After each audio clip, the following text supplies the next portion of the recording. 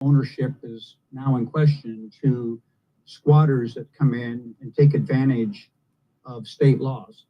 And then you go through, which forces us into a process to remove, remove the squatters and then remedy this property like this.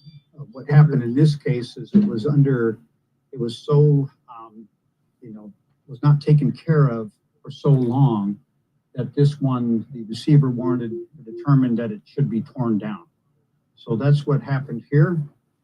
The demo was completed July 26, 200 cubic yards of building debris and trash. 70 cubic yards of concrete were removed. And this was two separate properties that were adjoining to each other. And if you see the top, that's what it began as, and just some construction, deconstruction in process, and then the for sale sign. Again, this property had a long history of code violations, criminal activity, 911 calls, a real nuisance to the neighborhood. We have really improved that area there in that community by getting this situation corrected. Next slide. Now this one had a long history of code violations, and we had code enforcement issues for many years. Caught fire, and as you can see, a lot of damage was done. The city did go in and bring it down to tear it down to a level that brought a little bit of safety to the neighborhood as far as any residents that living close by, because some of it was not in a city. When it was burnt, there was a lot of the structure that wasn't really well supported. So it was in danger of toppling. And so the city went in, did as much as was necessary. And so we have that situation there. It's not our intent at this time to clean it up. There's a property owner that should be doing that. We'll be working with them to get that done. Now I'm going to close on a super positive note, somewhat light. Next slide. Does anybody recognize the stellar city public servant? So this is Chief McGaney. So he is being recognized on August 11th by the Seattle Mariners as a hometown hero. So the Chief's got a lot of involvement and a lot of things he's done in his past to earn this accolade. He's a veteran, Air Force veteran, long-time firefighter, and obviously the current chief of the Bremerton Fire Department. And he's been a coach for several years. And you see down below, that's Chief giving some instruction now. He's probably one of our next stellar athletes to leave this region and head on bigger and better things. So just wanted to share that with you. August 11th, 4:10 p.m. This one will be on ESPN, so you don't need the subscription to even be able to watch it. So I plan on tuning in on this. So that concludes my report tonight. Well, thank you, Mayor. And now we'll go to the consent agenda with Clerk Hoover. Thank you, President Chamberlain. For approval on the consent agenda are the following items. A, claims and check register, approval of the following checks and electronic fund transfers. 1, check number 407710 through 407973, and EFT numbers B41425 through B41588, and the grand total amount of $4,303,690.17. 2, regular payroll for pay period ending July 15, 2024, in the amount of $1,119,871.32. 3, regular payroll payout for pay period ending July 15, 2024, in the amount of $20,695.62. Retiree payroll for pay period ending July 31st, 2024, in the amount of $30,397.40. B, minutes of meeting July 17th, 2024. C, minutes of study session, July 24th, 2024. D, contract modification agreement number 1 with Parametrics Inc. for Francis Street Outfall Improvements Project. E, public works agreement with Axiom Division 7 for the Puget Sound Navy Museum roof and gutter project. F, confirm appointment with Grace Crowley to the CDBG Project Review Committee. This concludes the reading of the consent agenda. Thank you. This is a spiel that normally happens during public recognition, but I'm going to start saying it now so y'all know. I'm going to ask if anybody has anything to comment on specific to the consent agenda. My spiel is just an introduction to how this works. We do have a timer system. Green light means you have 3 minutes. Yellow light means you have 30 seconds left. Red light means I'm going to be mean and cut you off. So does anybody have anything that they'd like to comment on? Does any member of the public wish to comment on any of the consent agenda items only? Okay, seeing none, we'll go to council for a motion. I move to approve the consent agenda as presented. I second. Okay, and since we have already discussed this, let's go to a vote. Councilmember Fry, Yes. Coughlin, Yes. Robolowski, Yes. Goodnow, Yes. Mochler, Yes. Younger, Yes. Chamberlain. Yes, Motion carries unanimously.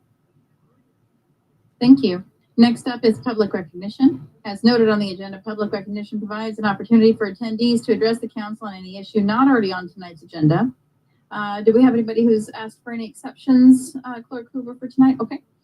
There is an exception. There is a way to have an exception to be recognized via Zoom. Nobody has made that request yet, which is you contact our clerk 24 hours in advance to ask to speak during public recognition via Zoom.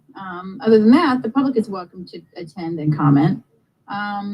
It's also a reminder that yes, although it is the day after, it's still election season, so please refrain from any endorsements or comments about candidates or ballot measures. Does any member of the public wish to come up for public recognition today on any items not already on our agenda? And if you do, please state your name for the record.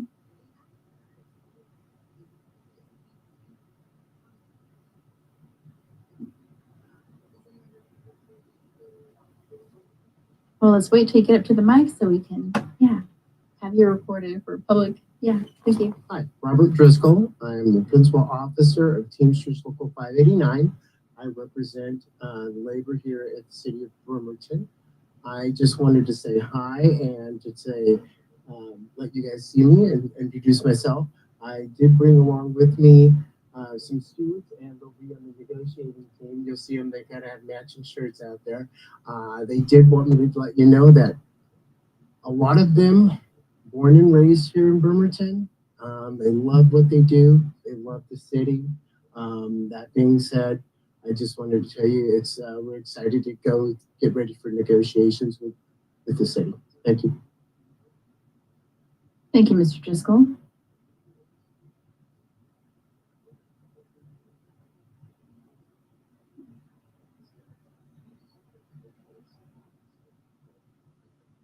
Does any other member of the public wish to speak for public recognition?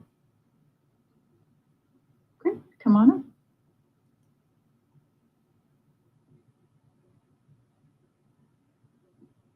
Hello, everybody. My name is Justin Moore. I live up here off of Burwell. I'm just concerned about a couple things that I have up in Union Hill and stuff like that around town and everything like that. If I could touch on a few things. One, I want to wonder why I'm getting fined for my yard being not the best, but it's still kept up a little bit. But the city's not doing what they need to be doing. So why am I getting fined if the city's not getting fined for them not doing their jobs? Like the sidewalks aren't clean, the weeds, all that stuff's not getting clean. You can drive up down the street, it's not getting done. Why? Why aren't people doing their jobs? All right, I need to know why that's happening, and I need to know if you guys are going to do anything about it. All right. And then the next thing I want to talk about is the Salvation Army and why are people getting kicked out during the day? It's supposed to be a 24-hour shelter. Why are they not letting people back in? Because to get their stuff during the day, you know, it's their stuff. If they need to get something during the day, they should be able to get back in and get their stuff, and not just lock it up and they can't come back and get their stuff. It's supposed to be 24 hours. It's supposed to be open. You know, it's supposed to be open to everybody. All right. And I want to talk about the KCR vouchers. I want to talk about how it should be a limited background check. You shouldn't have to keep on paying $40 every time you want to get a place to stay. Like to check it out, see if you can pass a background check. It should be unlimited. You shouldn't have to keep on doing it every time.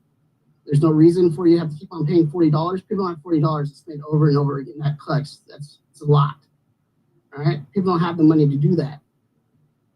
It's expensive these days for everything. All right. And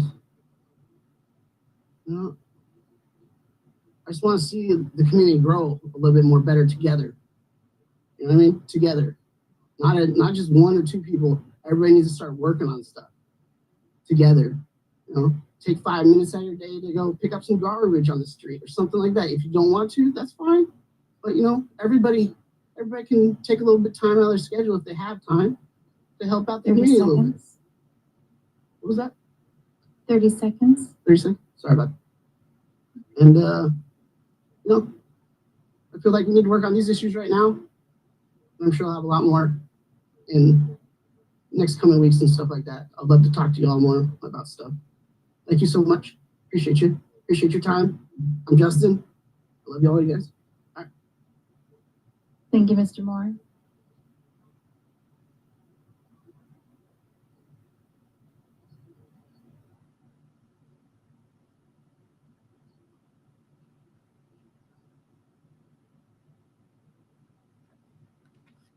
Is there anyone else here for public recognition?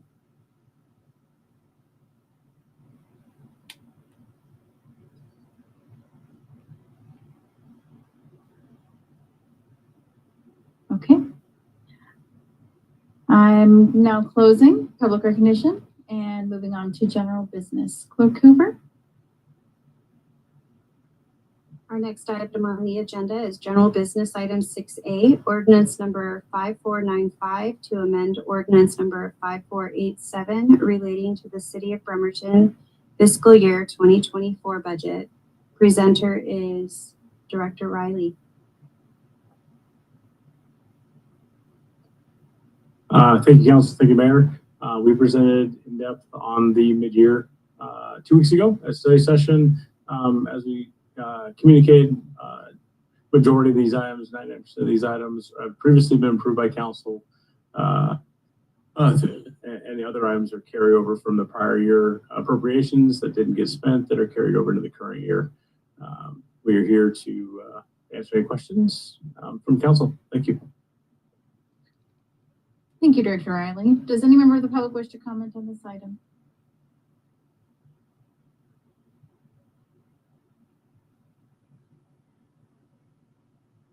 Okay, seeing none, I will go to Council for a motion.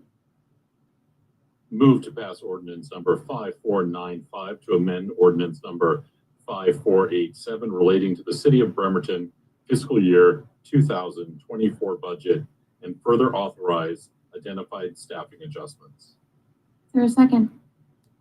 I second. All right. We have a motion and a second, and we are open for discussion. Councilor Goodnow, do you have any thoughts on our mid-year budget adjustment? So nothing really, just that this is kind of a housekeeping that we do mid-year as we started the budget. So a lot of this stuff, we identified some of it. We even knew at budget time that was coming around. So, but yeah, finance can answer any questions people have. All right. Councilor Revoloski, do you have any comments or questions? No, I think Director Riley explained everything pretty well. I don't have any additional questions. Do any other councilors have any comments or questions related to this? Councilor Coughlin? Just to follow up from study session, thanks for the June 2024 mid-year, the monthly status update budget report. I think it's just worth highlighting that revenue is above budget and expenditures are below budget. So I think they're doing a great job there in the finance team, obviously, to make sure that our city is financially healthy. So that was great to get along with this mid-year budget adjustment update. And then to say out loud, we talked earlier in the year about discussing possible funding of Parks Department capital funds from the golf course, and we all had a great tour on that the other day and learned some information, and that discussion will be forthcoming. So not worth holding up this mid-year budget adjustment for, but glad we keep having that conversation. So thanks for the work on that. That's all. Thank you, Councilor Coughlin. Do any other councilors have any questions or comments? Okay, seeing no further discussion, let's vote on this item. Councilmember Coughlin, Yes. Robolowski, Yes. Goodnow, Yes. Mochler, Yes. Younger, Yes. Fry, Yes. Chamberlain. Yes. Motion carries unanimously. Our next item on the agenda is item 6B, ordinance number 5496 to amend chapter 9.32 of the Bremerton Municipal Code entitled Unauthorized Camping. With us tonight is Police Chief Wolf and Captain Elton.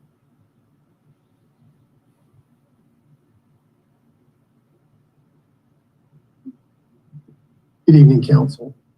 The department provided that packet of information addressing the data points that were requested during the council session July 24th. I know the council is well versed on this issue, and with respect to your time, I'll provide just the following statement.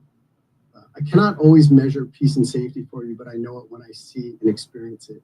I can tell you about the effects on our citizens' sense of well-being when we do not have peace and safety on our streets. My request of the council is to prevent what transpired on our streets due to the Ninth Circuit Court's ruling that removed our ability to enforce a law we had on the books for years.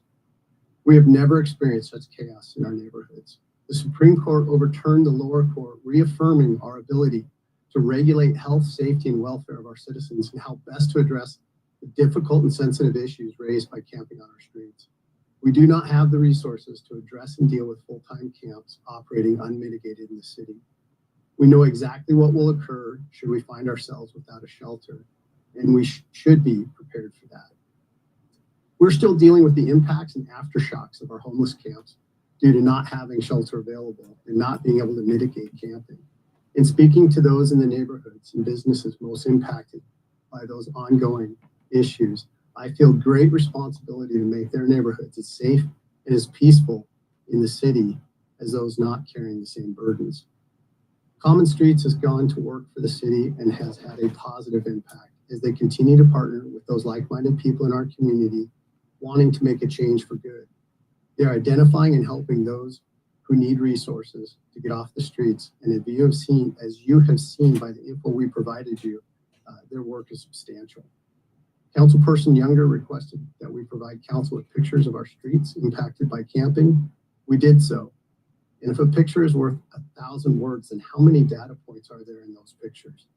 This is what we don't want to happen to our neighborhoods again. And by removing the shelter requirement in the ordinance, we can ensure we don't recreate that again. Thank you.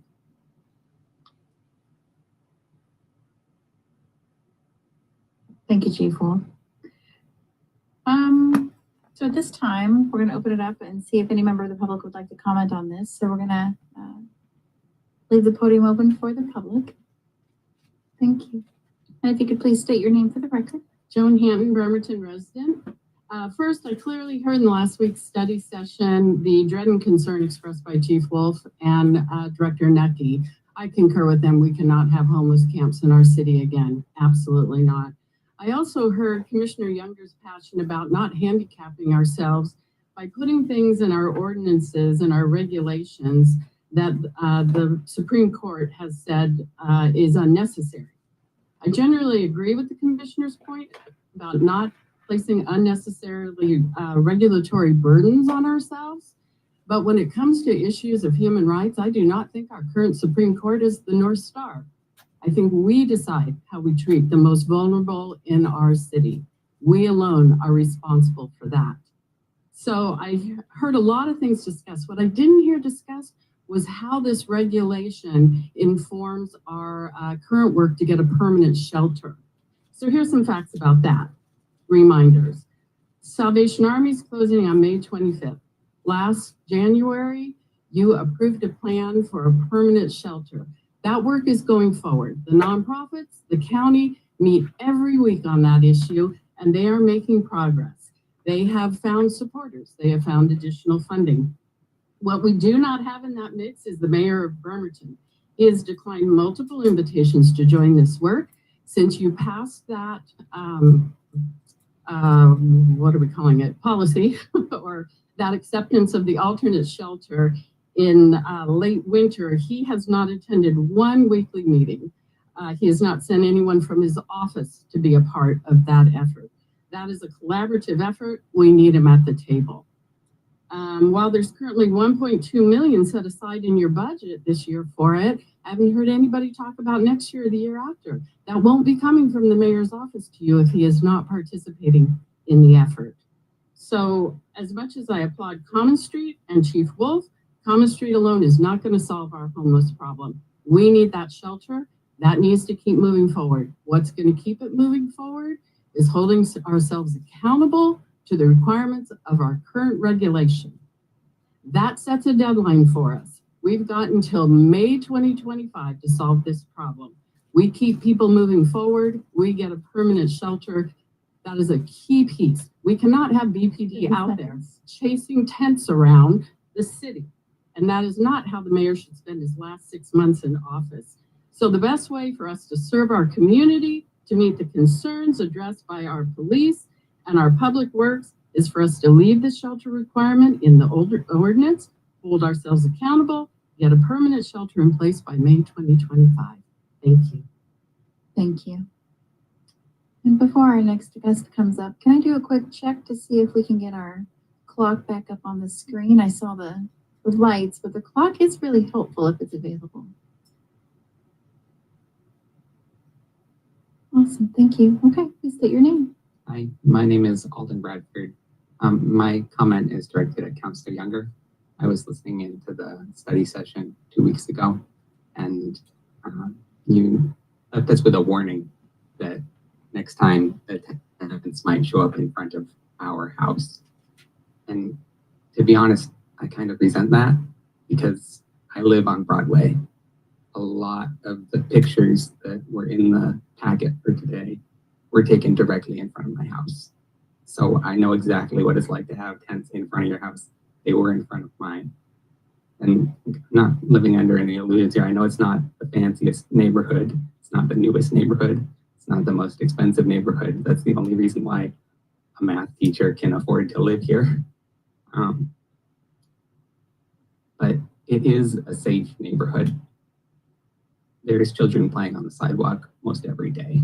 And you may not believe this, but people actually do drive slowly on Broadway. Hardest that is to believe. The only times I've really felt unsafe in my neighborhood is when there was a police officer there escalating the situation, shouting at people to tell them to get lost. So for my part, I don't think it's a proportionate response if somebody doesn't have a place to go, if they're using the only shelter available to them, a tent that they provided themselves. I don't think it's a proportionate response to arrest them. And I don't think that we should put that response into law. Thank you for listening. Thank you.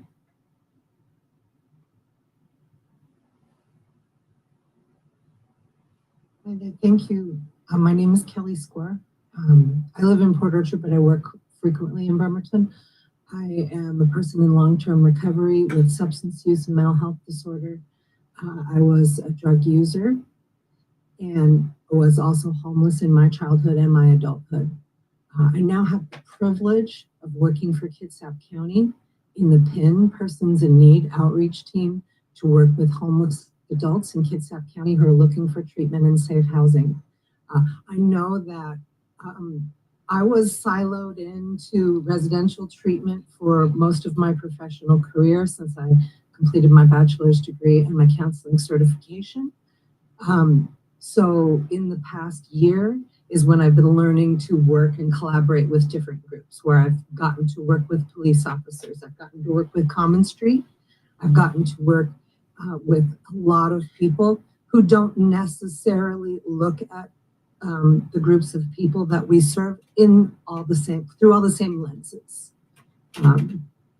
Boy, I left here last time with tears in my eyes, listening to the people that I'm here to serve being referred to as those people, and remembering that I can't get 100% assumption of what some folks mean when they say those people without sitting down to talk more, right? I can't work with the law enforcement officers I work with in a very good cooperative relationship if I cling to all the assumptions that I made about police officers as a whole when I was breaking the law.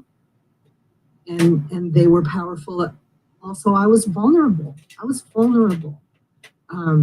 Our people in need here in Kitsap County are who we're here to serve, as well as people who are doing a little bit better than they are. And I promise you there's substance use disorder with people who are housed, and you don't see what they're doing behind closed doors, the way that you can see what our unhoused people are doing on the streets because they don't have the privilege of doing that behavior behind a closed door. What I wanted to say was I hope that we can all continue to get to know each other and our story. 30 seconds. Because when I started to learn more about things that helped me learn how to get along as a productive member of society and not continue to act on my misunderstanding, my fear, my resentments, and my, it was to learn how to be neighbors with everyone. And the people next to Salvation Army are our neighbors. Thank you, Ms. Score.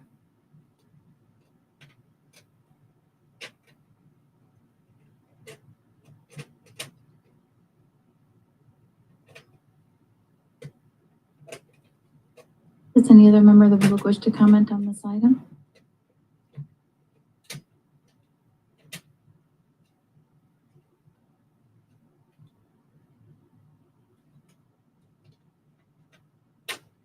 Okay.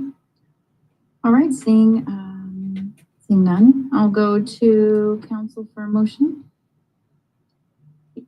I move to pass ordinance number 5496 to amend chapter 9.32, unauthorized camping, to amend provisions relating to the suspension of enforcement of authorized camping regulations when overnight shelter space is not available. Second. Thank you. Okay, we have a motion and a second, and so let's have a discussion. Councilor Frye, would you like to lead us off? Sure. I'm public safety chair, and I have been for the last my 2 years, and I sat on it before then, and I have a great deal of respect for our law enforcement, our fire, our judiciary, and I really try to take advice, of those professionals. And I was just telling the chief this week, I've worked with a lot of chiefs. I've worked with a lot of sheriffs over the years, and we've got a really good one.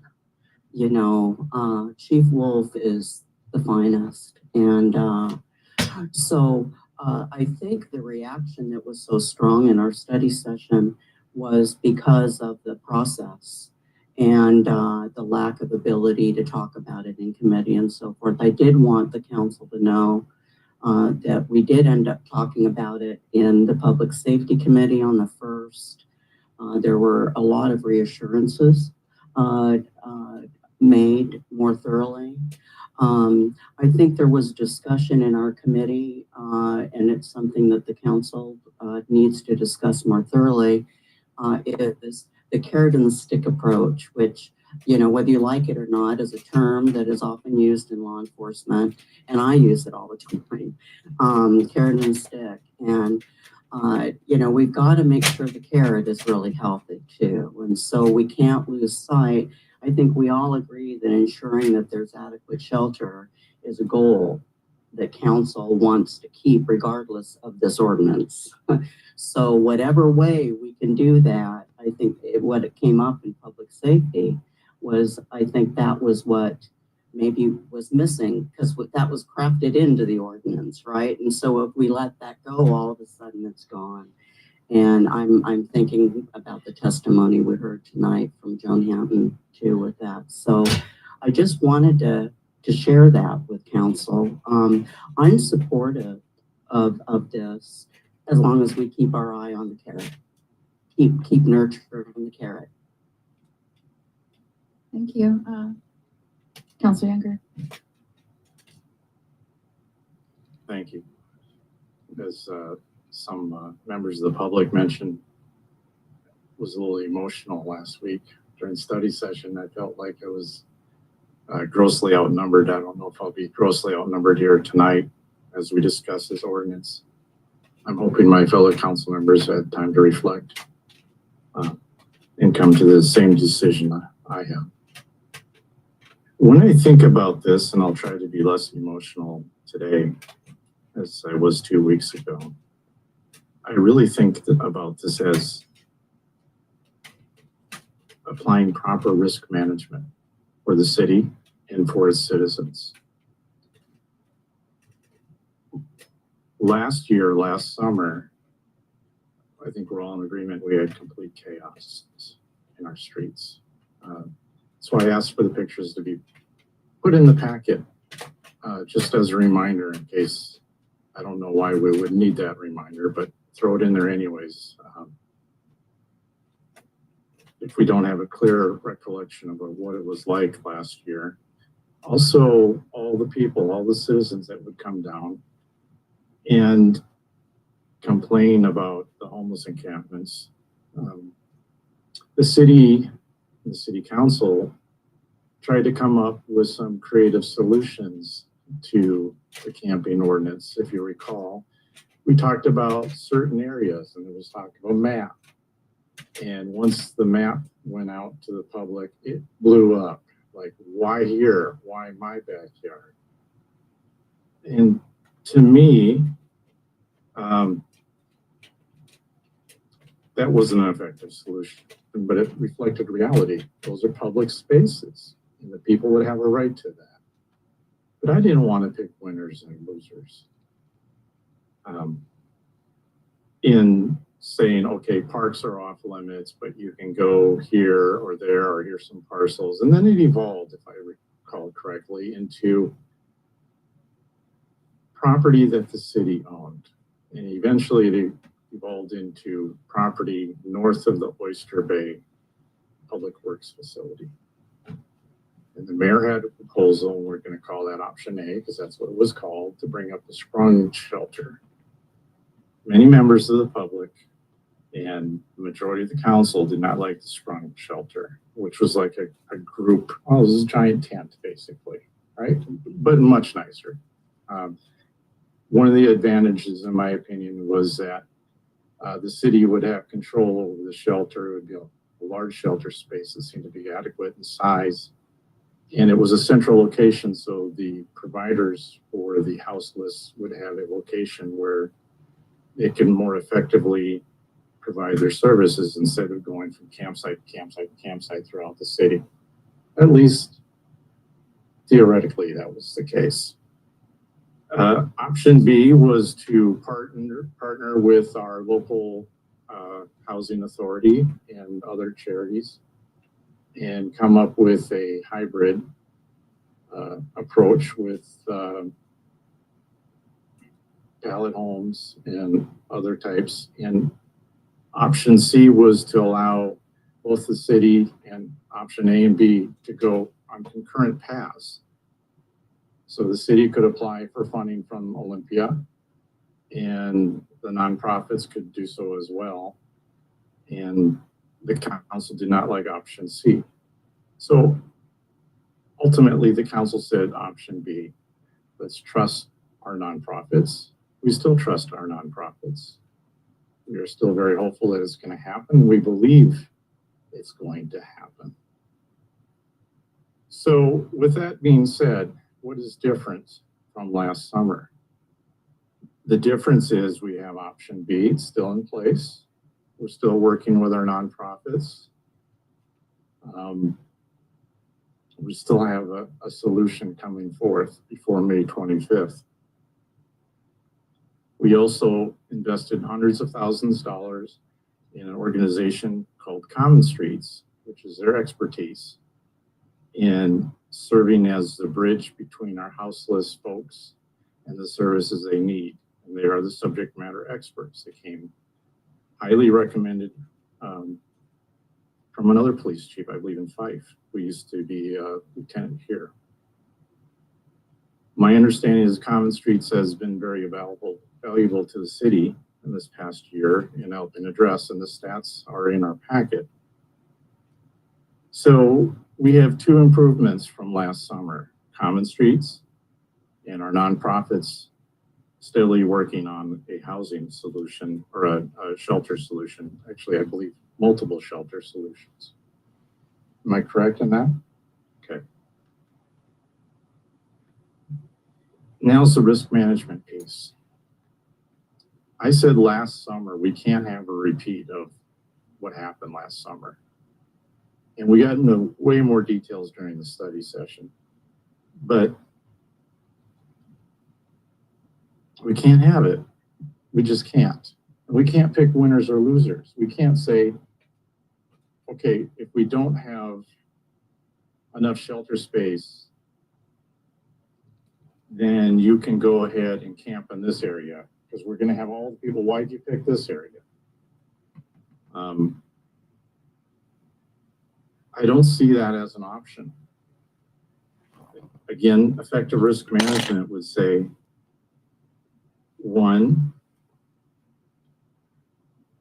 if all heck breaks loose, and this is in the preamble to the ordinance, we need to have control. We need to be able to decide, the council and the mayor and the police chief and the fire chief, what is our best solution to deal with the situation, rather than tie ourselves up and say, we have this ordinance on the books so you can camp anywhere you want in the city that's in the public right of way. We can't have that chaos. So I'm in support of this ordinance. Thank you.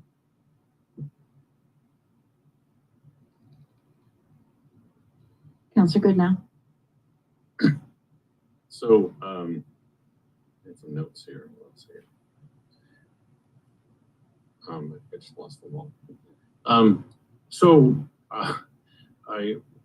One thing I'm leery about is spending too much time on this because we spoke about it a lot, and I'll play off of some of Councilman Member Younger's points about, like, we looked at all different ways to sort of slice the pie, and one of the, whether we could you have 2 tents or 3 tents or things like that, and we just wanted to somewhat keep it as simple as possible.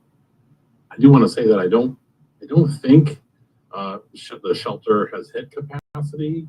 So this is that true? Or yeah, and then which means we've not the provision that's in this, through the worst of the season hasn't kind of been triggered. I feel like nobody should sleep on the street. Nobody should sleep on the street.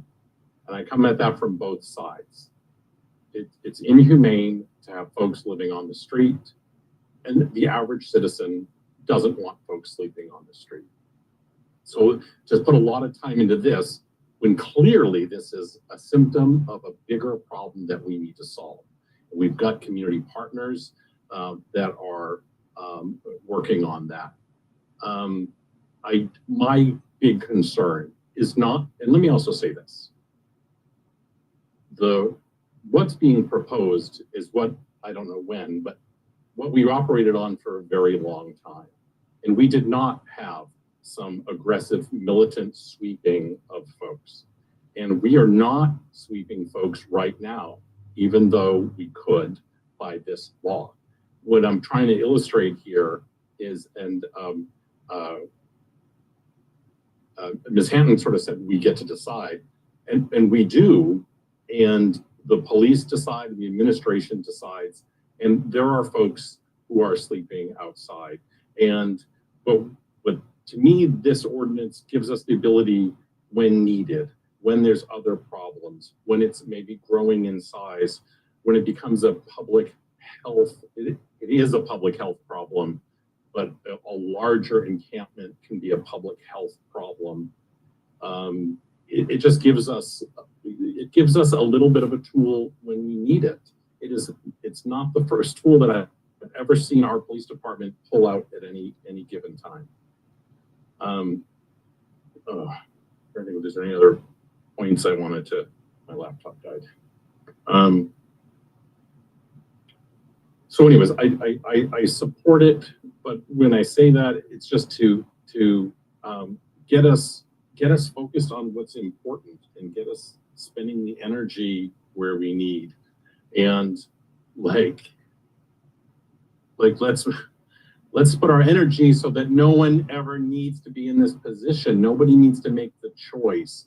In the police department has the resources to send somebody somewhere, to shelters, with a continuum to move folks along.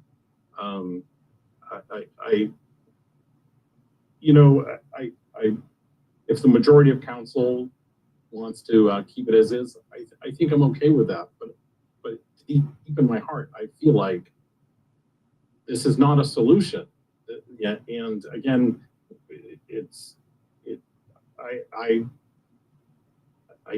don't think it will change anything, but it just gives us one tool to prevent something from getting out of hand, from getting too large scale. I think that's all I have. So maybe if I get power back, I can make a second. Thanks. Thank you.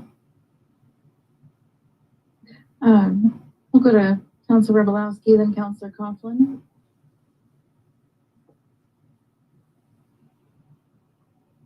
Well, my big goal is that we have our community shelter ready, hopefully even before May 25th.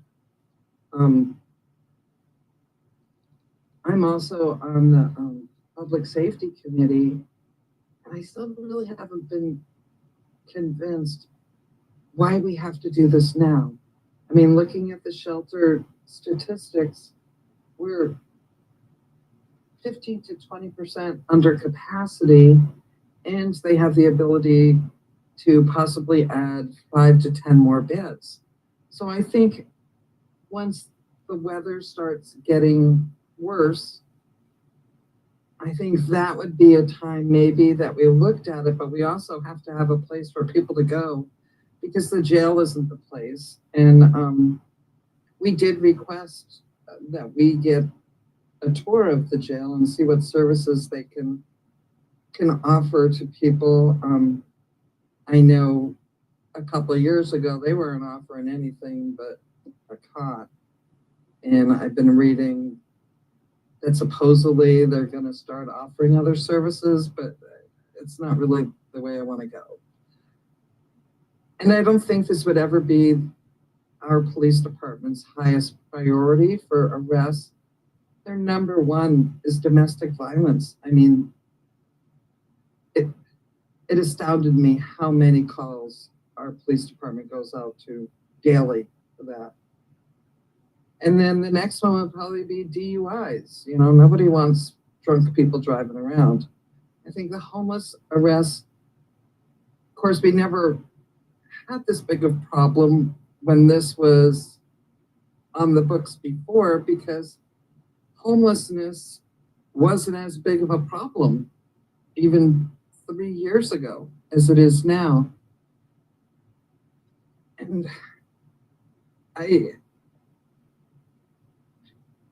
feel that we can wait a while. And also, it's not like council can make administration or staff do anything, but I really hope you start working with the community groups that are meeting weekly to try to find a solution. I mean, that's so important that we all work together to try to find something. They haven't arrested very many people yet. There's been a few. So there is the ability to, if somebody's being disruptive, especially at Salvation Army, where they often have to ban people for a while because of disruptive behavior, which is usually caused by their mental illness or drug or alcohol dependency. So, I mean, there's just so many things in the mix, and you know, we don't have enough public defenders either. Everybody gets a public defender. So it's not like our police are planning on going out and doing mass arrests. But I also understand a lot of the neighbors' concerns where, you know, there's a high school going in at Catalyst. And do we want kids walking down MLK Junior Way because of people deciding they want to congregate on the sidewalks with tents and camping equipment and not exactly setting it up? But I wish we could figure out a day shelter, because the Salvation Army doesn't let people stay in the shelter during the day. So I'm for this, but I'm not for it right now. I think it's important that we give a chance for the process to work out. And once we see that the occupancy of the Salvation Army shelter, if that's getting really high, we're going to have to look for another place too for people. We can't just say, okay, we got our 85, everybody else get out of here. So I think it's something to watch, but at this time, I would like to hold off on passing this as is. Thank you, Councilor Coughlin. And then Council Mochler. Thank you, Council President. Actually, just I have some questions, I think, left over from last time, some new ones that have popped up. So I think my goal is just to ask those questions, and then if we can do a second round, I'll refrain on comments for now. Two for Attorney Finnell, and sorry I did not get these two in writing, but it came up when I was reviewing the MRSC for folks out there, Municipal Research Services Center that provides, you know, advice on city issues. And they had a nice handout with the recent Supreme Court decision. And one is that, so they said that the grants pass ordinance that the Supreme Court decision was based on had a progressive punishment system, which is what we had in place prior to updating it last year. There was a series of monetary fines that ultimately resulted in a misdemeanor. We updated it to be just a straight misdemeanor on the first offense last year. And so their recommendation was localities enacting ordinances may want to consider a similar penalty structure like we used to have. And so I don't know if, I guess, did your office get to review this and provide input and advice when this ordinance update is being crafted on kind of issues like this? So addressing the consideration for types of punishment, I guess the other piece of that MRSC article, I don't know if you have it in front of you, says the grants pass decision did not explicitly require progressive punishment scheme, so it wasn't addressed. And the analysis, frankly, was applicable to a variety of schemes. Many of the cities that weighed in with briefs to the court had a variety of schemes, and so the analysis at all levels for these have been treating them the same. But I did note that in the article as well. But I don't think that that is determinative of whether it's illegal to pass as it is presented. Okay, just no significant concerns from your office on it. Okay, that helps. And I guess the other one that article pointed out too was just to put it out there was that they phrased it as that this decision moves the homelessness regulation battle from a constitutional debate in City Hall over ordinance enactment to a courtroom dispute over facts of individual criminal cases. So if localities enact and prosecute these ordinances, they may see an increase in court defense is necessary. And I know we have a public defender, crisis at the moment, talked about. So I don't know, it's just something for consideration. I don't think I have a question there, but if you had anything to weigh in on, absolutely. I can say that was discussed at Public Safety. So for the council members that, are on that committee, that was discussed. Gary Hersey was there, our city prosecutor, and I think, I can't remember who had the specific question, but yes, I don't know how to say, you're correct. And we will evaluate every case, and we, like we do now. I can't say that we're going to have a blanket policy that, we're not going to prosecute these because we have a shortage or something like that. Every case that we get in a referral for, we evaluate. And so we would do the same with these referrals as well. Okay, thank you. And shifting gears, I'm kind of curious, Mayor, this one's probably for you, and unless you're delegate to someone else, is if you've heard what other cities are doing. So I know Port Orchard and Paulsbo updated theirs last year. They have the shelter requirement on the books. I believe the county's the same, but I didn't find that, exactly. So is there movement in other cities that you've heard of, or to go the same route? And I just, the framing is just, we've been talking about how this is a regional issue. So if there is coordination or not, I'd like to know.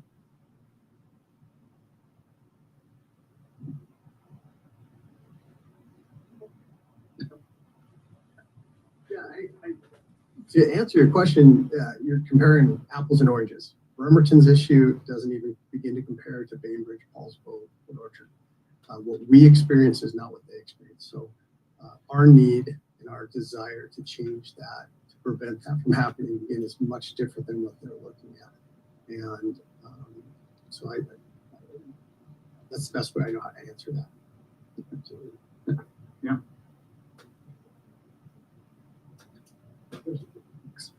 Hi, I'm Tricia from Common Street. Common Street, one of the beauties of my job is that I actually get a very objective view on this because I work in multiple counties, cities, and municipalities across Washington State. I have heard correct statements from everyone tonight. What is happening in other areas? I would love to come have a field trip with me to see services. These are humans, and there is a part of what everyone has said that is valuable. We need a day shelter. Salvation Army is open during the day. They have to close to clean. It's not reasonable to expect that they can clean that much in between. So they're closed for a few hours during the day. But in one of the other counties I work in, we have multiple day shelters, day centers that are in multiple cities throughout the county. We have sanctioned encampments. Call them tent cities, call them shelters, whatever you want. They're sanctioned encampments. They serve a purpose. We have safe parking sites where people who live in vehicles have someplace safe that they can stay. We have jobs programs where it's a tiny home village that comes with employment, a step-up rent program, case management, all the supports you could want and need. This isn't about checking a box. These are humans. We're not checking a box.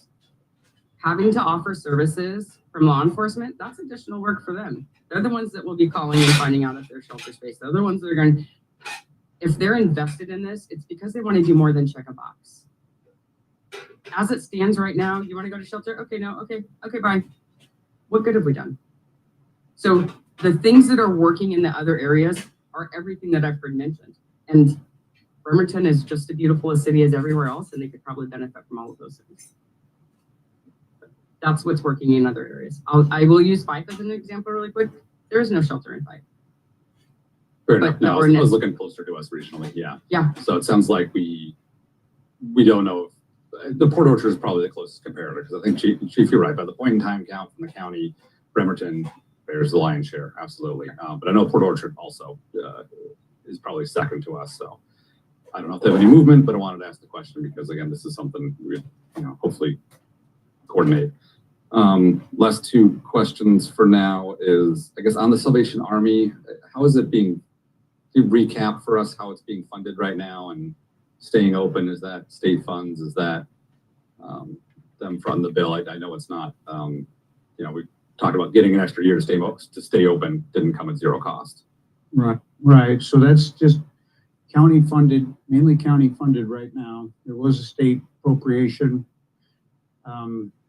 October, moving on into the next winter, we'll be looking for more funds to keep them open until May 1st. So everybody should know it's May 1st. I know we want a 24-day difference. May 1st, they're scheduled to close. So we'll keep, we're really appreciative of our partnership with the Salvation Army stepping up. So no, we'll be looking for funding to keep them going. Gotcha. So that funding is only, this secured funding right now is only through this fall. Okay. And then last question is, sorry, might be one more for you, Mayor. Keep in the hot seat. So part of the ordinance as it currently exists allows us to enforce it if there's shelter space in Bremerton, or if there's shelter space anywhere in Kitsap County, if transportation can be provided for someone needing that shelter. So do you have any, I know the latest update on Mile Hill facility that the county is doing in partnership with KHM in Port Orchard it's been a very delayed project, but I think the current date is October, what I've heard the latest on. So I don't know if you can provide an update on any efforts you've done to look at transportation coordination with the county and what might be happening with the rescue mission as they transfer that to Port Orchard. Yeah, when the Mile Hill is completed, it's scheduled to be done this year. The Quality Inn guests and residents will transfer out to Mile Hill and fill up that shelter. There won't be available shelter at that point. And so that's part of the coordinated entry program where you go through screening, you get into a database, you go through screening and background checks before you enter. That's what's happening at Quality Inn and the other shelters. So there is no other program like the Salvation Army's coming online. So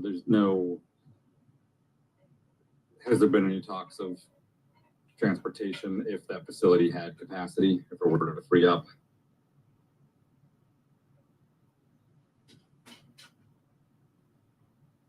Yeah. Okay. That's not a drop off, right? So we have no other low barrier shelter in the county. Okay. I think that's all my questions for now. I'll save for round two. Councilor Vice President Mockler, apologies. It's fine. So here we have a few facts. One of the facts is we're not required to follow this Supreme Court's alteration. We are free, legally free, to let the ordinance remain as it is. So that's one fact. There's no legal imposition on us to change this ordinance.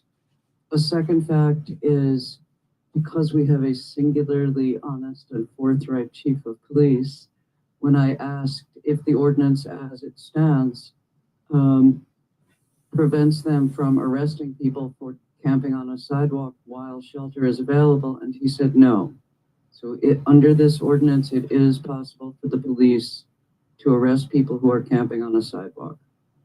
Or if a mental health asylum were to drop out of the sky, that would also be handy here on the Kitsap Peninsula, but I digress. So capacity at Salvation Army is not being hit. It's early August.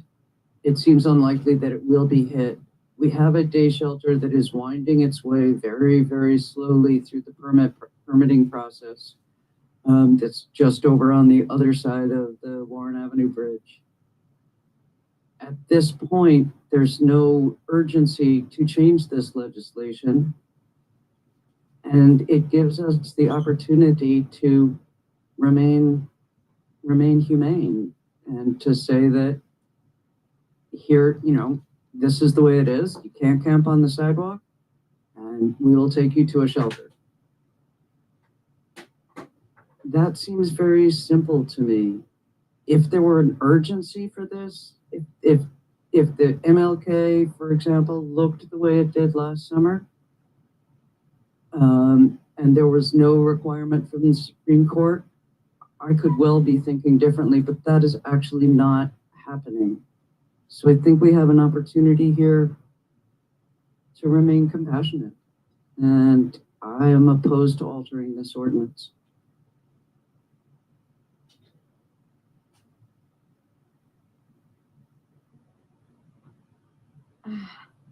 Okay, so I guess it's my turn to talk. I'm gonna speak as Councilor Chamberlain, not president, okay? I called Chief the day after he came to committee because I just know what a good heart he has. I know that you see people struggling and dying. Same with Chief McGanny, watching these people struggle and die. And it just got into you. And this is something that you feel will help. And there's a part of you that knows it will help. And there's some people that it could help.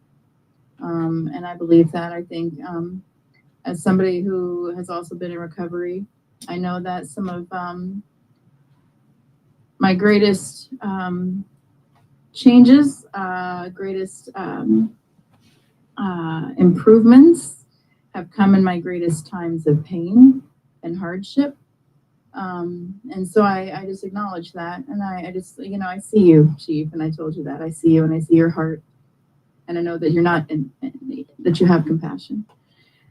And so this is one of those situations, and I think other counselors and I have talked about this before, that there are certain votes that we have had to make that have just defined us, but kind of broken our hearts a little bit. But we did it because that's our job, is to be the voice of the people. We're nonpartisan. Our job is to listen to the people, to the public comment, and to weigh what you tell us you want and you need, and to be your voice. And I voted for this original ordinance against my own personal belief systems and it was hard. I got a lot of crap for it because I was seen as the bigger advocate, having struggled myself with housing insecurity. There were a lot of people that were angry at me for that.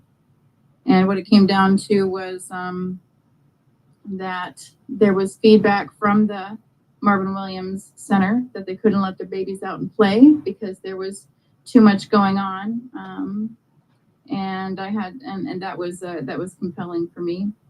What I wasn't prepared for was the legal interpretation. I thought that enacting this ordinance would provide multiple options for housing solutions. And it did not. The legal interpretation was that if there was one option available, that was the one option. I really thought that our ordinance was going to assist administration in creating something like a safe parked lot, other options, just as Trish is mentioning from Common Streets. It did not. It gave us the bare minimum, which is our one low barrier shelter, as the option to use. I don't see the urgency either. I don't understand why we need to do this now. And with the deepest respect that I have for administration, I'm just baffled why this has to happen now. And I'm disappointed that this is coming to us at this time. And I think that what's really underneath it all is that there's possibly a lack of trust in our community partners to deliver on what we've asked. And I'm still, we still have quite a few months to see that solution enacted, to see that solution come to fruition. That'll still leave us with just one low barrier shelter, to my understanding, which is not enough. We need more creative solutions. Man, option 3 that Councilor Younger came up with, I really liked, but I digress myself. I really liked it. It allowed a lot of different options, but that's not what we decided. So here we are. I don't see any need to rush this myself. I'm going to go ahead and stop with my comments and let it go to a second round. If y'all have anything else to say, Councilor Younger, go right ahead. Thank you. So I'm listening to everybody closely and have some comments. Councilmember Coughlin, you asked if any other city has passed a similar ordinance. City of Lakewood was the first one in the state of Washington, as you know. Lakewood is a military community similar in size to the city of Bremerton. They passed it shortly after the Supreme Court has issued its decision in July. It was a close vote, 3-2 for removal. Councilmember Mockler, you must remember last summer when the proposed shelter ended up being in District 6, all the people that came down here and said, please don't do this. So now potentially we're opening up to this happening all over again. And you're okay with that? No, I'll let you answer when it's kind of a rhetorical question. Probably better to just address generically. Right. I just find the irony in that. I brought up in my original comments effective risk management. So I hear council members saying, what's the emergency? To me, this is akin to not waiting to buy car insurance until after the car accident. You can have a crisis at any given point in time where the shelters fill up. To give you an example, last year the All-Star game was held in Seattle. Do you know what happened in Seattle weeks before the All-Star game? I know, my office is right across the street from what's called Safeco Field, now called T-Mobile Park. They cleared the campsites out. Do you know where a lot of them went? I bet our police force could tell us. Captain Wolf, would you like to speak up to that? Chief Wolf. Chief Wolf, and by the way, I don't know what his answer is going to be. I saw a nodding in the head, but I know what the answer is. We'll see if they agree. It's Tom. Council,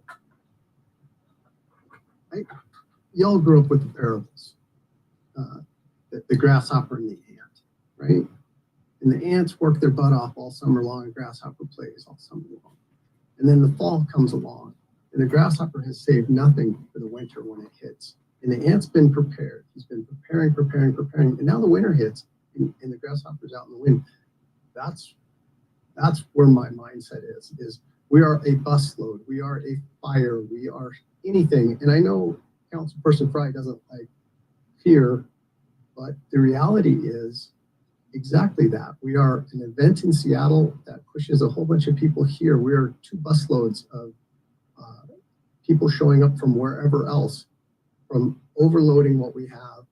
And overnight, before council can act, before you can have 2 meetings and a vote and change the ordinance, we will have a tent city down here again. And that's what I'm afraid of. That's what I don't want to have happen. And we can take the time right now and have this discussion. We can prepare. And if, again, predictable is preventable. I can predict what's going to happen if we don't have a shelter. Look at your packets. Look at those pictures. That happens again. Those are real people that died in those tents from fentanyl overdoses because there was no accountability. They were allowed to do whatever they wanted, whenever they wanted, with no accountability. There was nothing we could do about it. This gives us ability to hold people accountable and push them towards services. We have Common Street. We never had that in the past. We have community partners that if this doesn't, really drive them, yeah, we need that shelter. We need multiple shelters. Yes, we need behavioral health. We need all of that. But if we don't take action and we get caught flat-footed, is that something you're willing to look in the mirror and deal with? Because that's exactly what I'm presenting to you, is don't let it happen again. And here's the preventive method to it. I'm sure we could do shelter, sure we could do all these things, but until we have that ability, this prevents that from happening again. And I think we owe it to our citizens that already bore that burden. So thank you. Thank you, Chief. You answered my question and then some, and better than I could in the points I was going to make. So I'll just wrap it up by saying, and I appreciate we are nonpartisan on this council, but there are members of the council or a member of the public that don't like the direction of the U.S. Supreme Court in its decisions lately. However, I will state again that what the Supreme Court decision did provide us in this instance is give back local control to local cities on how to address the homeless issue without passing this ordinance tonight. In a time of crisis, we will not have local control over our problem. Thank you. Councilor Fry. You know, I too reacted by asking what's the rush? You know, I didn't understand that.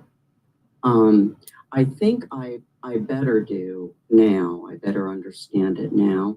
I believe that it's a pendulum swing. You know how I have these analogies like trust the process and all that. Well, I do think that a lot of life is like a pendulum, and if it swings too far one way, it needs to swing back the other way and come back into alignment, and or correction or whatever. And there are many people that feel that the Blake case was a pendulum that went way too far, the Ninth Circuit decision. And therefore, when a correction takes place like that, there are going to be people, and I respect those people, that sigh relief, right? Because their perspective on it. I don't think, I'm going to go out on a limb here, I don't think this council needs the shelter requirement in the ordinance to make sure that there's adequate shelter for our citizens. I really don't. I think it was handy, you know, it was a way to engage, and we really figured some stuff out, and I think it was really productive. And it also gave over $1 million to Bremerton Housing Authority to establish what we feel is the most compassionate model out there. So I guess I sit on public safety, so I got more of an opportunity to discuss it. And I think some of our council members haven't had that. I do think that if it had been brought into public safety first and then taken into study session, it might have gone a little bit easier, but maybe not, because I do think that we have a lot of conviction up here. And we see this in from seven different perspectives.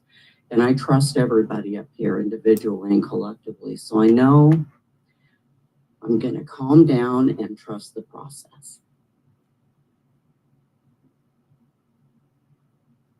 Councilor Coughlin, would you like to take your second round? Do you have anything? No, sounds good.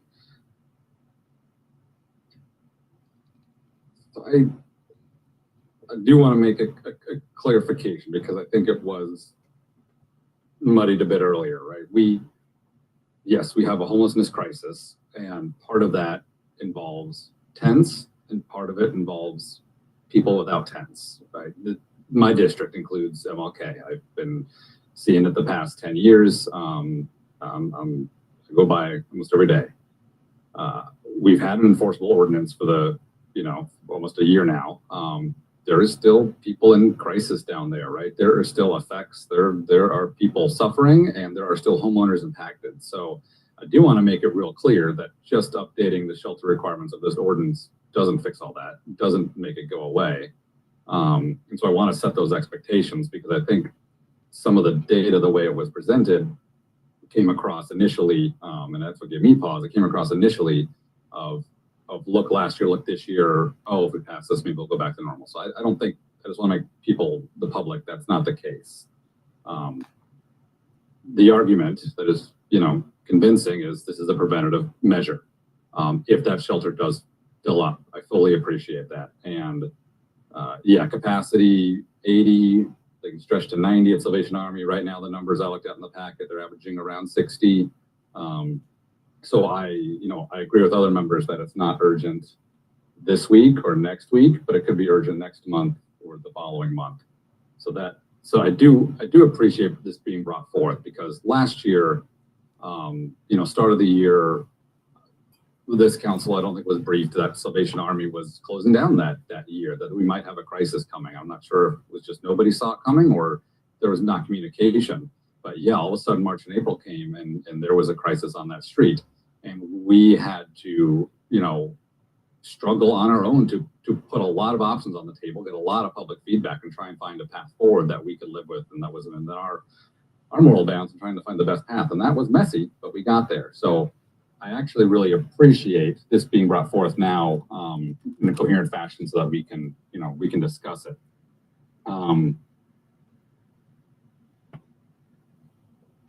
But I struggled that the moral obligation that we have as government, local, state, regional, I say it is, yes, health and safety, but it is also to provide low barrier shelter and those services that people need, and rehabilitation and mental health treatment that is lacking. And I've said it before that Bremerton should take the lead. We should have that moral imperative, but we can't do it alone. We are one of the poorest per capita cities. And so,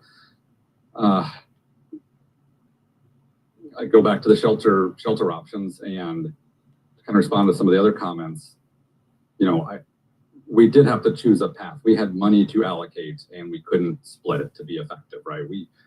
I feel strongly we needed to choose a path as a council of where we're going to put that city money. Now that did not prevent administration from using public works money to start working on the parcel, right? I think it would have been a mistake given the pushback from the citizens in that area. I do not see that going forward in a timely manner, but it didn't prevent administration going out for more money and pursuing another project. What we said is we directed, if you're allocating over $1 million of city funds, this is going to the nonprofit partners, and this is the path we want to see. So I do worry about that money. It's in our resolution, it's in council's authority. We set that forward. So I just want to say clearly now that money, I will not vote as long as I'm that council to change that money. That money is for the low barrier shelter that we desperately need. But I appreciate the only thing I'm struggling with is that, as it was articulated, by keeping this requirement, right? It's an incentive for us as a city and whoever's in these seats or in administration seats to keep working towards doing our part and our fair share to provide shelter. So if we remove it, it's a good question. What remains? Folks in council, administration, Mayor, I'm just going to put you on the spot here and say, it was mentioned not attending meetings with the nonprofit partners. If we pass this, would you promise to start attending those meetings and continue to work with them and fight for more funding for that shelter solution? You're going to put me on the spot again? Again. Well, the last time I was put on the spot, I brought you forward a shelter proposal.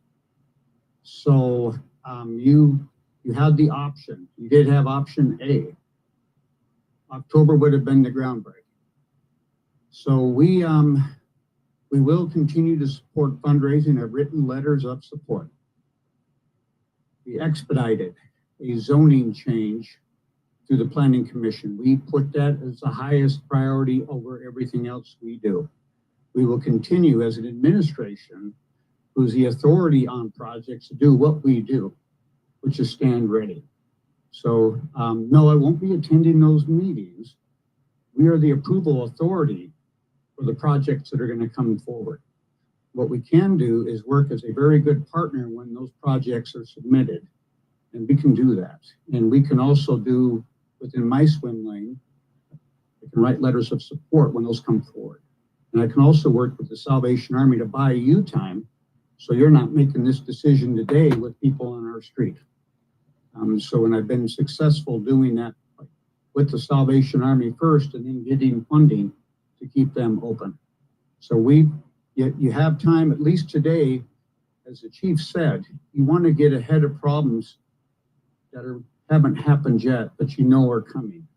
So without a shelter with the current ordinance, that will be a problem. So that's why we're bringing this forward now. So, we stand ready.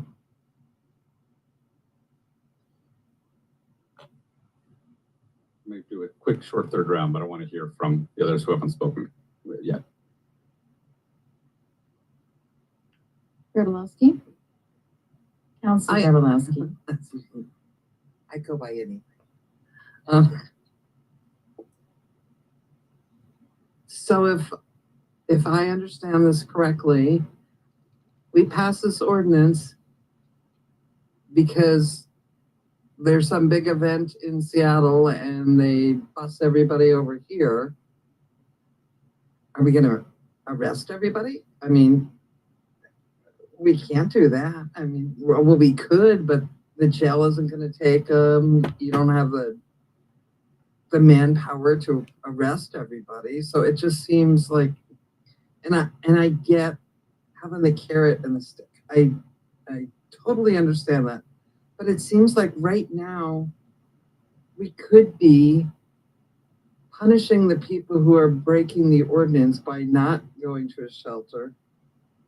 And we're not doing that. So, and I'm not proposing that you go and arrest everybody who's hanging out on MLK every day. But I just,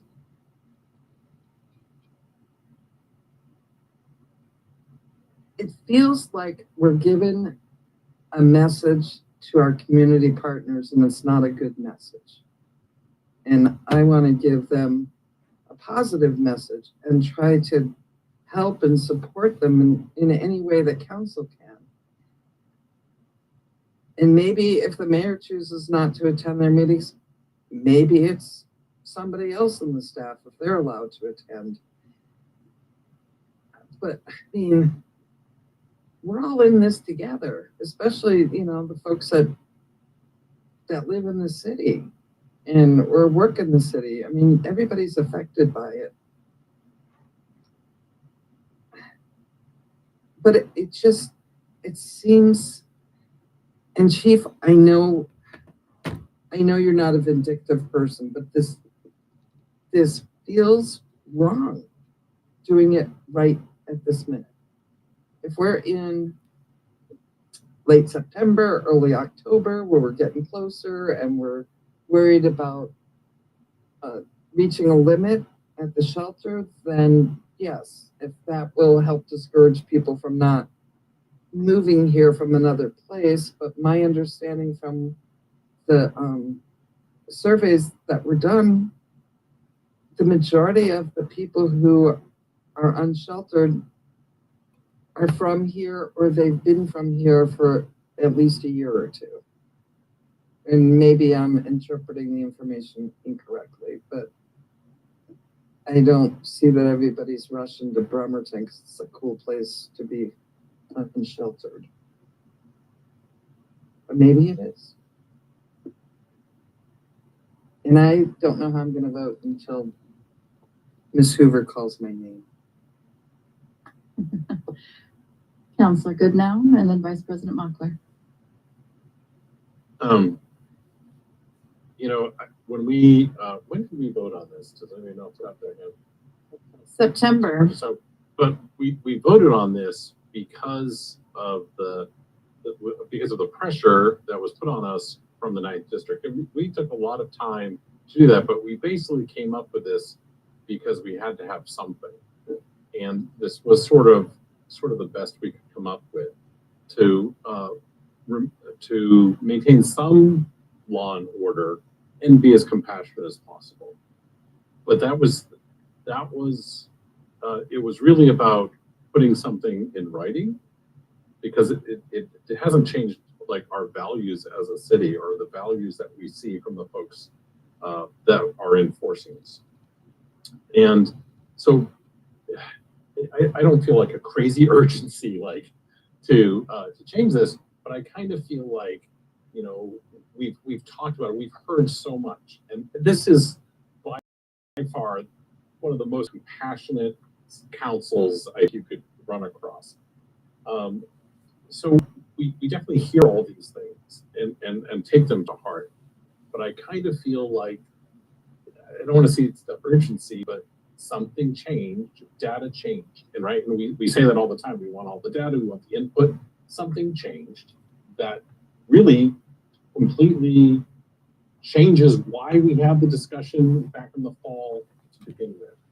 And so I looked at this as like, oh yeah, let's just fix that, because the pressure that we were under was nobody came to us, you know, to say that we had to change that law. We were forced to by the courts, right? And so we made that change, and now it's like, oh, let's go back. Let's make sure that the folks who are enforcing it, most of this stuff, I'll look for a head nod, but we're looking at probably complaint-based enforcement anyways. Somebody's probably going to call in and say, there's, you know, a growing encampment by my home or things like that. But it just gives us some you know, authority. People like Bremerton, people like these places, these communities that we live in, because of what we built over the years and how we try to do this. I don't think that rolling this back is going to make a difference. I don't think we're going to start treating folks inhumanely, but I think that it gives us some safety net for preventing large encampments. And I want to go back and say, I don't want to spend time on this. I don't want to spend months on this. I don't want to spend time down the road on this. I want us to focus on the real things that will keep people from ever having to think a tent on the street is the best solution they have. So, Vice President Mockler.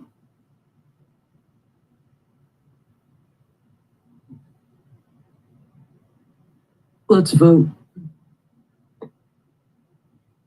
So we have paused. Well, I think you've had a second round, right? So You said third round, though.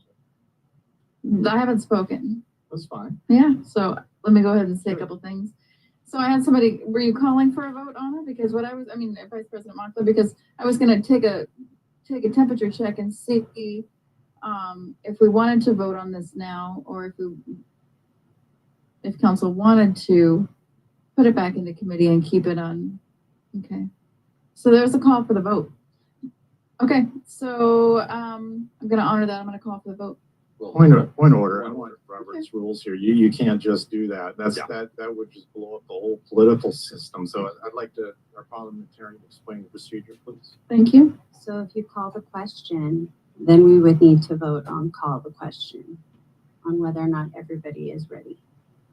Thank you. So call for the question. So are we not ready then? Is there a second? Second. We'll mock the. Yeah. Second. I second. Okay. So we'll vote. Okay. Councilmember Goodnow. so we're voting on Calling. Calling the Yes. question. Call the question. We're voting to call the question. Correct. Voting to call the question. There was a motion to call the Yes. question.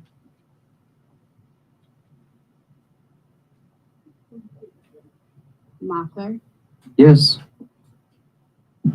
Younger, No.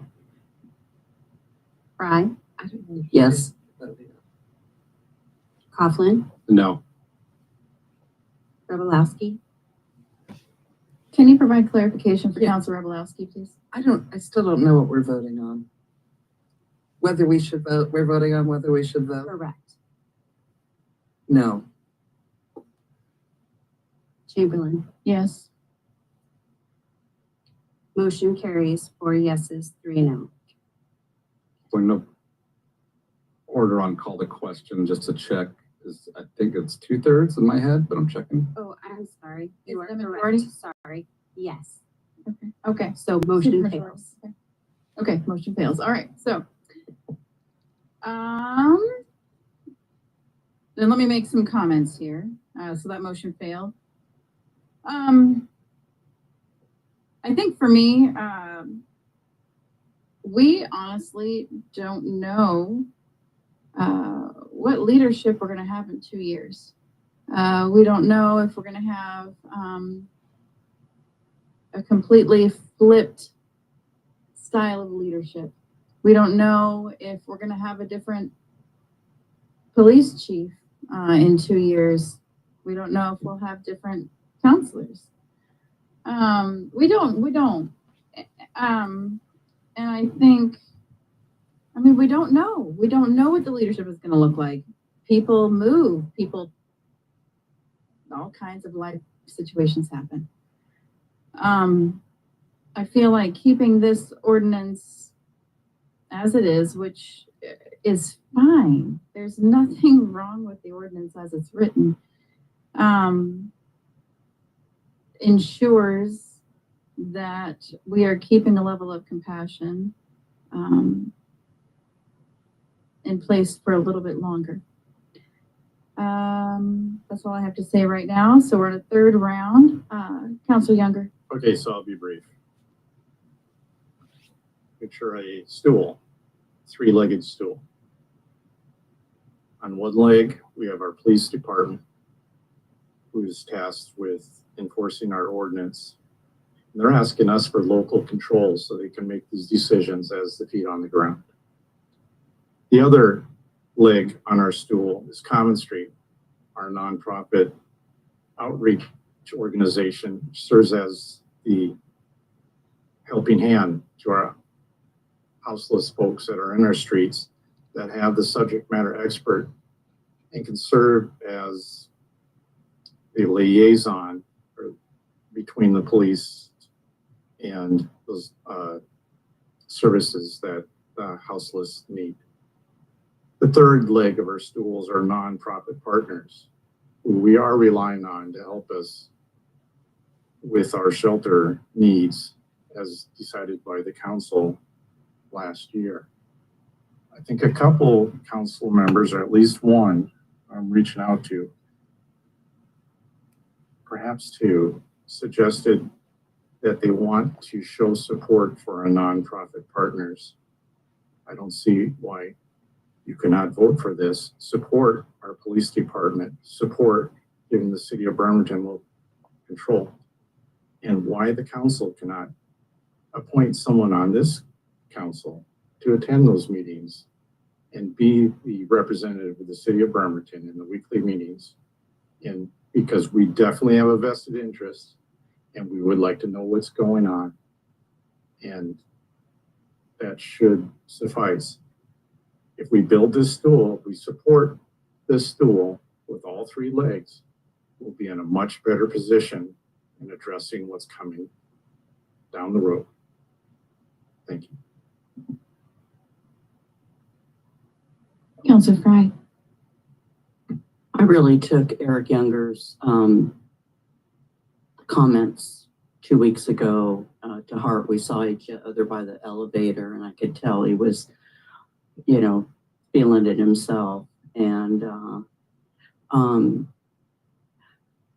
I want to give, when we have our police chief, or when we have the director of community development or public works up, and they're asking for something in order to be more effective in their job and to create greater impact in our community. I want really badly to give that to them.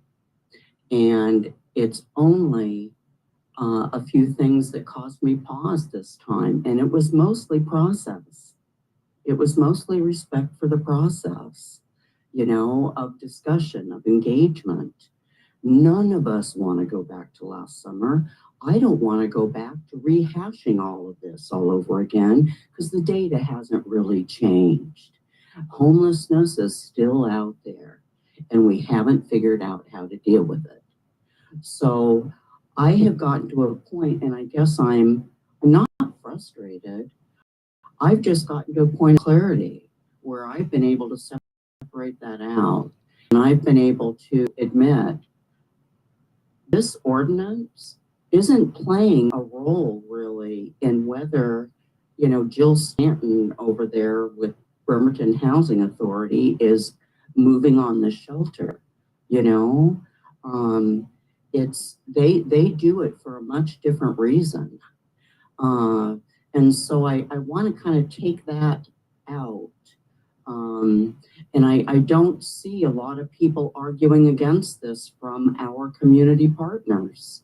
You know, I think we had a board member, talk about it, but I don't know where they stand with it, specifically. I think we do have a balance of compassion and accountability. People have to be accountable. The only other one thing I want to say is you're digging your ditch when you start getting into resentment over that council vote last year. You turn me off right away. Your resentment, the administration's resentment of that decision is tainting our meetings. I don't want to hear it anymore. I want this council strong enough to say, that's not part of this discussion. The council has spoken. Move forward with it. And if you need a volunteer to attend those meetings, I love those people. I would hang with them anytime, and I would do it from anywhere I was. So that's it for me.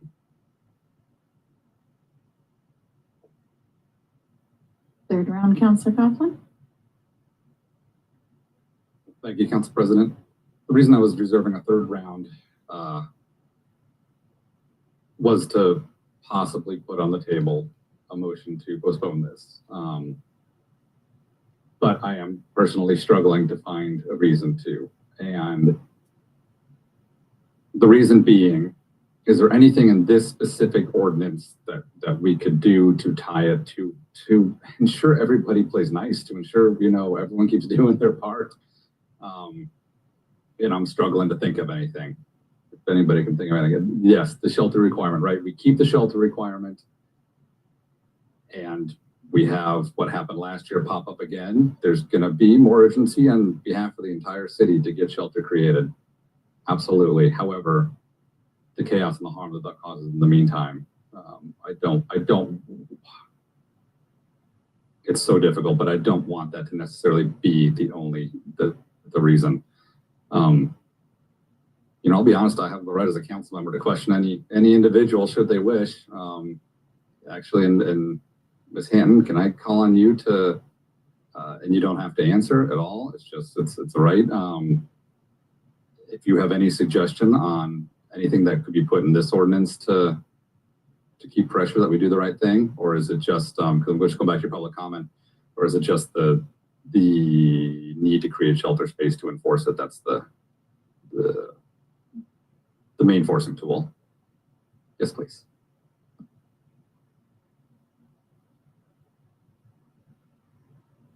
I appreciate it. No, I don't disagree with what Chief Wolf is saying. My concern is that without a requirement for shelter, what is our impetus? We're talking about the county coming to meetings every week. Those people have full-time jobs. Our nonprofits, they're coming to meetings every week. Those people have full-time agencies. What is the glue that is holding together the movement? And I know the mayor says he stands ready to do things, but he also said he won't participate. He's not participating. His endorsement letter was lukewarm at best.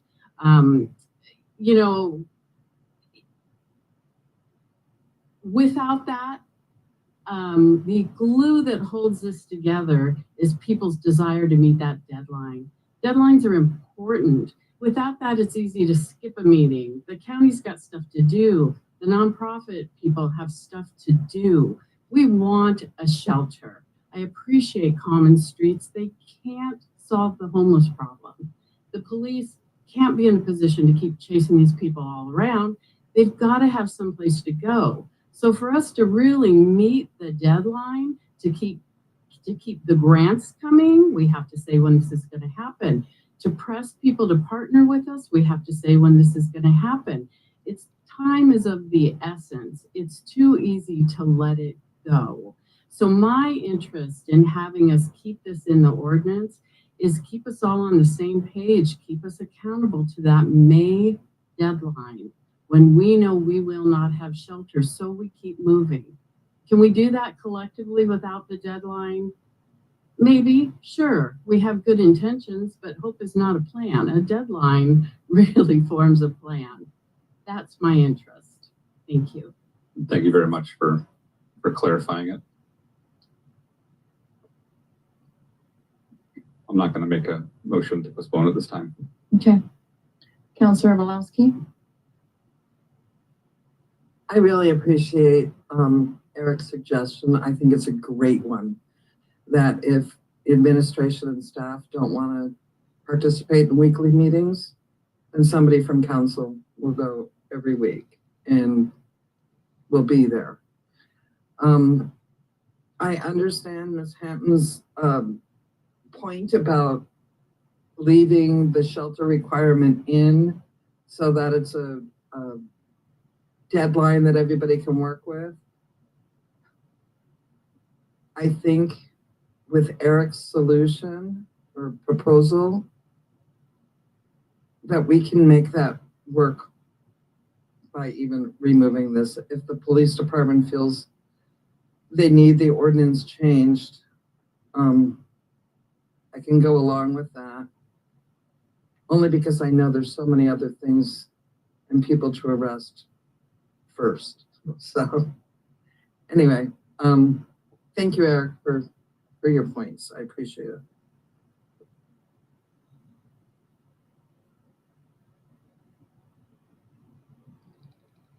I call the question. Am I allowed to do that as president, or does somebody else need to do that? I just did that. Is there a second? If there's no more input. Well, I just did that. Let's just call the question. So you want to vote on call the question again? I want to. You're ready to vote. I'm ready to call the question. Ready to vote. Thank you. Councilmember Rebelowski. Yes. Good now. Yes. Mockler. No. Younger. Yes. Fry. Yes. Coughlin. Yes. Chamberlain. No. Motion carries. 5 yeses, 2 nos. Okay. Thank you, colleagues. Next up is council reports. So this is an opportunity for council members to provide an update on any issues or events taking place in their district, announce any events that have recently attended or plan to attend, or to speak on any other city-related topic. First meeting of the month, Councilor Fry for District 2. Yeah, I've got some slides. Could we get those up there?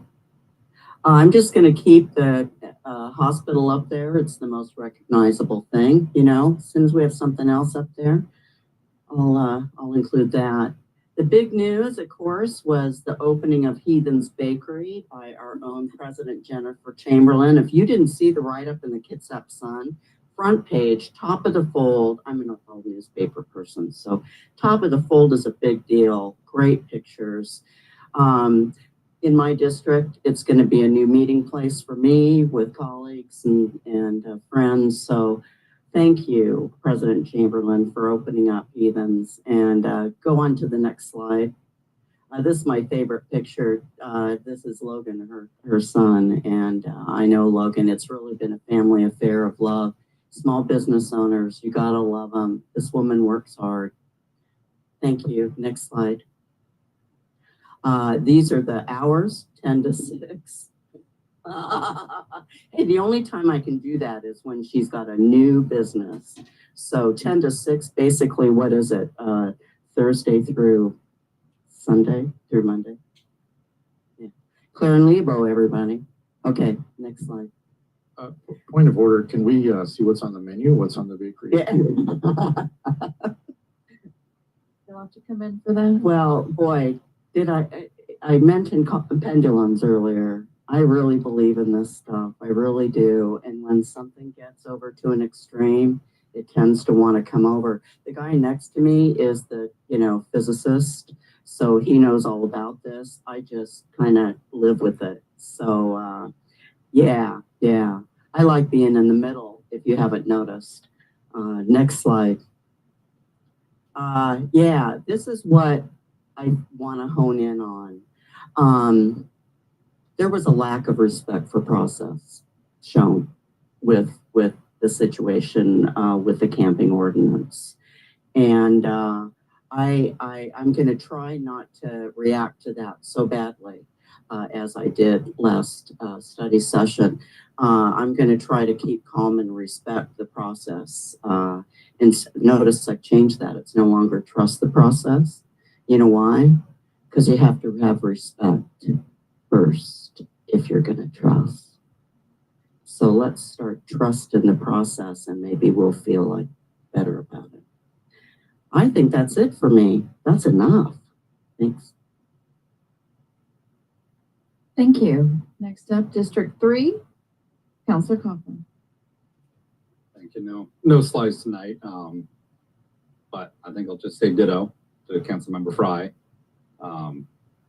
We do a process for items like these, and this did not feel very smooth. I'll be honest. It was not a smooth presentation, and what I think could have strengthened it is a recap of everything we're doing as a city to do our part.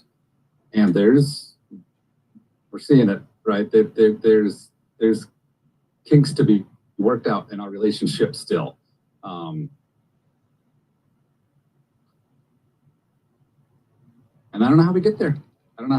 But I love the suggestion of one of us attending the meetings and maybe council just taking a more active day-to-day role.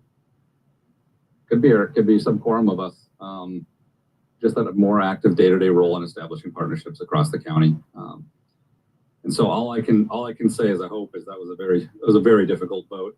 But for anyone listening, hold the city accountable, hold us accountable, hold whoever's in these seats, the mayor's seats or administration accountable by showing up. And if we're not doing our part as a city, if we're slacking off, if folks are not working regionally and cooperatively, and if we're not putting our money where our mouth is with the resources that we have, although it's not always a lot, hold us accountable and come and speak up. And that's what we're going to need going forward. Moving on, as far as my district, yeah, we still have those same issues that are downtown. We had Ms. Fridas here last week talking about folks urinating on her fence in her house. Sure would be nice if folks didn't have to pee on her fence and we had some other solution downtown. We've hashed that one to death.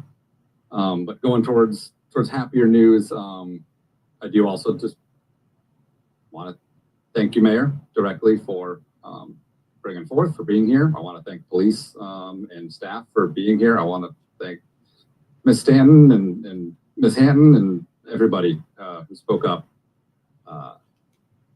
The last thing, I guess, district-wise is Quincy Square. Also a thank you to Katie Ketterer and Public Works working hard on that, providing an update. Likely to be postponed a little farther in the year, though I think overall less impacts to the businesses and really good communication from Public Works to the business owners on that. So just a shout out to her and the hard work she's had on that project, and looking forward to that continuing to come to fruition. So I think I'll leave it there. Thank you. Thank you. Next up, District 4, Jane Robolowski. Hi, I should have some slides, please. So, when I was running for council, I met some great people who are bike advocates. And I have a bike and I'm a terrible bike rider. I've crashed numerous times. So they're trying to teach me how to be a better bike rider. And we went on a weekend of bike riding. This is us on the Elwha River Dam Bridge, not dam, the Elwha River Bridge. And it's incredible. You see up above, that's where the cars go. And on this bridge, it's just for pedestrians and bike riders. And we did a round trip of 25 miles on the Olympic Discovery Trail. If you haven't been there, go. There's all these different segments you can ride. And the great part, it just opens your eyes to what we could do here in Bremerton and this part of the county, because we're not really bike friendly at all. Hopefully we're getting there. But I'll go to my next slide, please. Oh, God. There's so many of these. cars parked in the bike lane on Washington Avenue. There's several members of council who are working with our legal staff to try to come up with a real solution for this. Next slide, please. Oh, there's somebody parked there too. What do we got for the next one? Oh, they're getting close to that fire hydrant. Okay, next slide. I'm not having a district meeting this month. It's too hot. Nobody wants to go to district meetings in the summer. But my next one will be right after Labor Day on September 5th. I don't know who my guest speaker is going to be yet. If you have any suggestions, and maybe we could invite some folks, our partners who are working on our shelter. Maybe they're ready to give an update. But if not, we'll find somebody interesting to come talk with us. So that's pretty much it for District 4. I'll get back to you in a couple weeks. Thank you. Thank you. District 5, Councilor Goodnow. My microphone's been on this whole time. Okay, not a whole lot. Just want to remind folks that next Saturday, the 17th, is the Forest Ridge Park cleanup. They meet at 9 in the morning, and they just kind of steward the park. I call it a cleanup, but it's all kinds of different things. Sometimes it's attacking ivy and or just cutting back some things or whatever. And it's a good group, and it's a good chance to meet some local neighbors. There is a Facebook page for Forest Ridge Park that you can tap into to get information. I have that super handy. I don't. And then I just wanted to mention on Tuesday, August 20th is the Charleston Business District meeting, and that'll be 6 p.m. at Unique Expression Custom Embroidery on Callow, right by where the city just put in a brand new, much safer crosswalk. So we're pretty excited about that. And their planters are looking amazing. So it was great to repurpose some of those for the Charleston district. And I will give up my time. Thank you. Next up, Vice President Mockler. Yes, please. I understand there's a video attached to your report. The very first thing I need to stand up for. Today, Lulu Haddon Park began construction.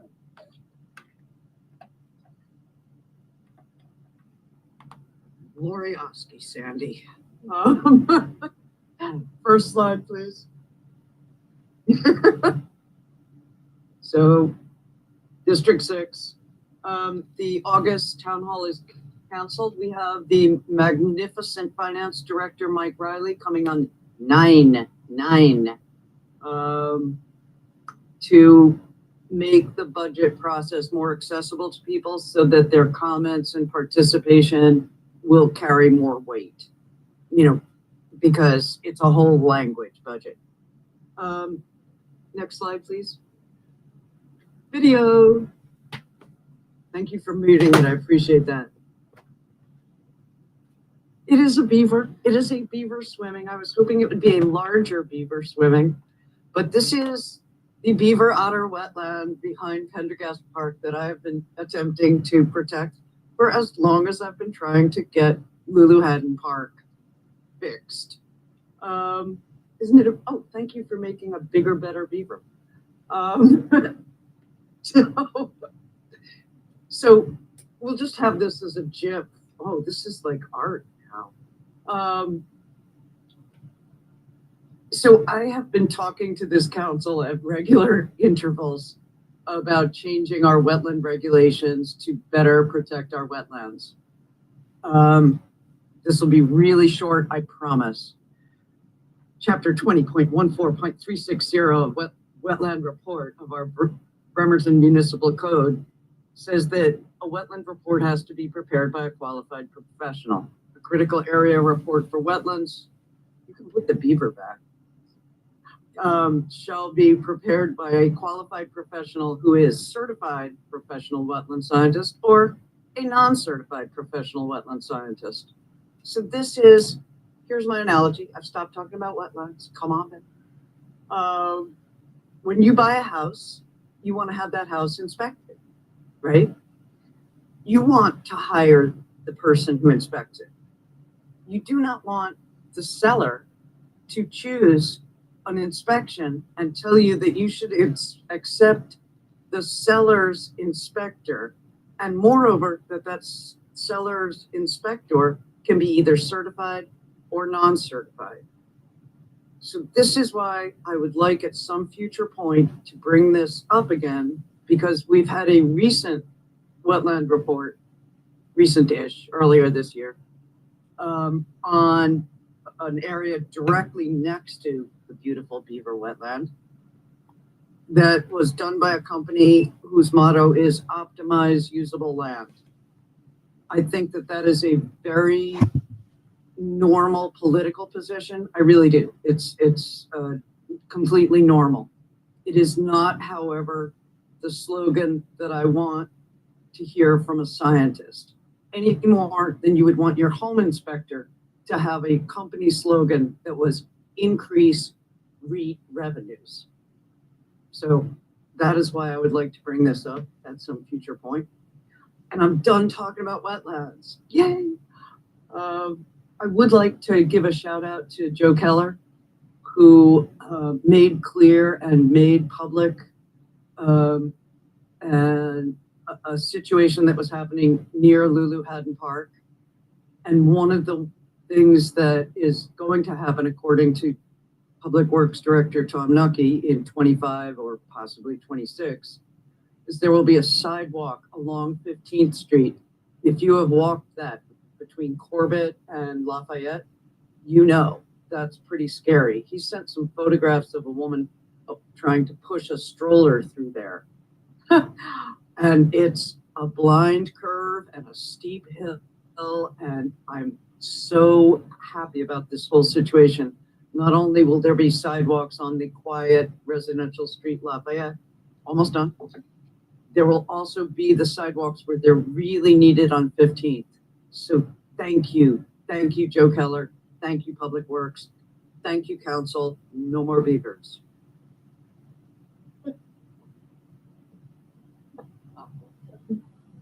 District 7, Counselor Younger. Do we need to set a timer? Yes, I'm setting it right now. Beep. So I'm going to say thank you, but I want to say thanks to the City Council. I'll explain why I'm saying thanks. Before I left to come down here from my house, I told my wife, oh boy, I'm not looking forward to tonight. And that's because based on the study session 2 weeks ago, I was feeling pretty lonely on my position on what we just voted on. The reason why I'm saying thank you is I appreciate, while we have our own opinion and things evolved over 2 weeks, I watched and I listened. I mean, I was looking at everyone that was speaking and I took notes and I listened, and I appreciate you all listened, and some of you waited all the way to the end before you voted. And I've been on many councils over the years, and I'm just saying I'm grateful for you guys because you took it all in and you listened to each other, and then you made your decision. I wasn't expecting this to pass. I definitely wasn't expecting it to go 7-0. And even if it didn't pass, you're all listening and taking each other's comments in, and I just want to say thanks. Thank you very much. That's all I have. Do I have a slide? I should have one slide. Let's see. Okay. We have the next Warren Avenue Bridge cleanup on Saturday, August 17th. Meet at Cafe Perfetto around 8:30. Get yourself a t-shirt, a donut, a cup of coffee, and some materials provided by the county, which include a grabber, some gloves, maybe a bucket or a bag.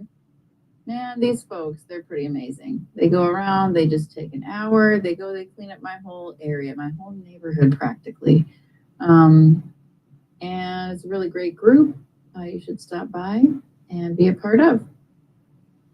That's all the slides that I have. And just coming from just a vulnerable perspective, I'm feeling extremely lonely right now on this council. This is a huge change we made with some very deep impacts to our society. And I won't apologize for being emotional about it. If you know me or if you've seen me here, you know that I can cry at the drop of a hat when it comes to something that's really touching. And